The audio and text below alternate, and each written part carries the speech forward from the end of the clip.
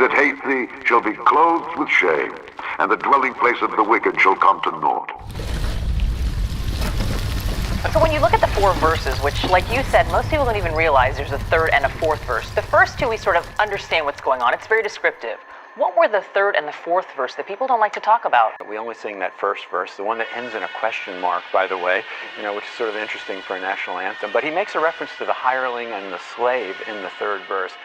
That's a reference to how the British encouraged enslaved Americans to come to their side during the War of 1812 to get their freedom, which thousands did. He refers to the foul footsteps of the slaves. And actually, I mean, part of the cloudiness of his whole background is there's some questions about his attitude towards race, and some people even say he had a big role in sparking a race riot, correct? That's correct. The first race riot in the nation's capital, called the Snow Riot in 1835. Thou art filled with shame for glory. Drink thou also, and let thy foreskin be uncovered. The cup of the Lord's right hand shall be turned unto thee, and shameful spewing shall be on thy glory. Just wanted to share something with you. Sean King, who writes for the New York Daily News and who I follow on Twitter, and if you don't follow Sean King on Twitter, do so. Sean King is brilliant. And he writes regularly for the New York Daily News. And he wrote this piece called Why I'll Never Stand Again for the Star-Spangled Banner. And I just want to share 3 paragraphs from Sean's piece about this. He says, first off, the song, he's talking about the Star-Spangled Banner.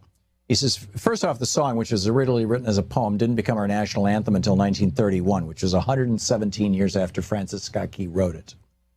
Most of us have no true idea what in the hell we've been hearing or singing all these years. But as it turns out, Key's full poem actually has a third stanza, which few of us have ever heard. In it, he openly celebrates the murder of slaves. Yes, really. It goes like this. No refuge could save the hireling and slave from the terror of flight or the gloom of the grave, and the Star-Spangled Banner in triumph doth wave o'er the land of the free and the home of the brave. And then Sean King goes on to explain what that means. He says, well, it's always been known that the song was written during American slavery, and that when those words about this nation being the land of the free didn't apply to the millions who had been held in bondage, few of us had any idea that the song itself was rooted in the celebration of slavery and the murder of Africans in America who were being hired by the British military to give them strength, not only in the War of 1812, but in the Battle of Fort McHenry in 1814.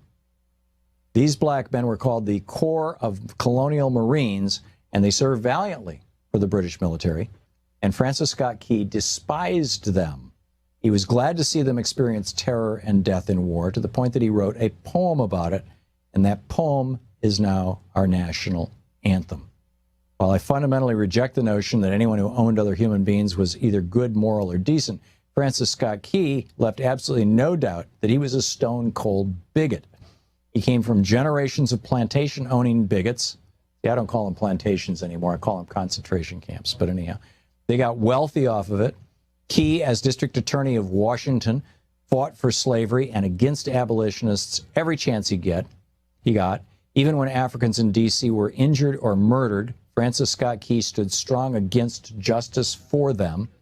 He openly spoke racist words against Africans in America.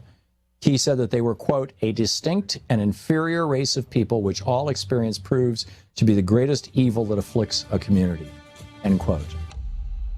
Because thou hast had a perpetual hatred, and hast shed the blood of the children of Israel by the force of the sword, in the time of their calamity, in the time that their iniquity had an end, therefore, as I live, saith the Lord God, I will prepare thee unto blood, and blood shall pursue thee. As if thou hast not hated blood, even blood shall pursue thee.